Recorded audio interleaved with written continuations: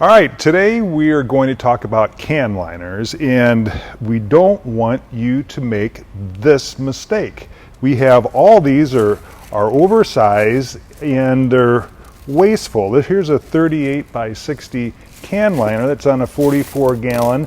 You know, why are we buying that much extra plastic?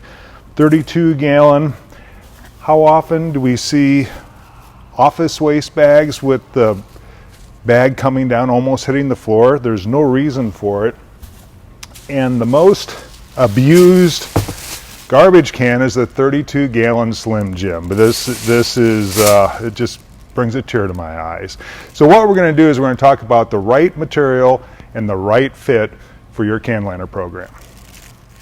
And here we have the proper size can liners for each of these. We have 55, 44, 32, and the Slim Jim, the 23 gallon, and of course our office size. So it's very important. Why do we need to buy all that extra length that we don't need? With these bags, they're just the right size so you can throw heavy loads in without them imploding on themselves. They're tight enough to where they hang on, so when you do throw something in, the bag doesn't fall in. So sizing is very important. The next thing is material.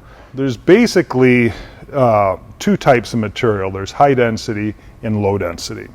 And high density works really good. It's great. It's very strong until it gets punctured. So if you're carrying bowling balls, high density is the thing you want to do.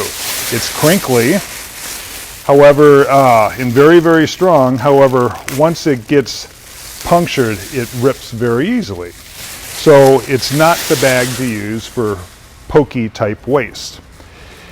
Then there's linear low. There's different grades, but the one that we like the most is superhexene resins. They're very, very stretchy. So when you get a poke, it's going to stretch and stretch and stretch without bursting open, leaving a big mess.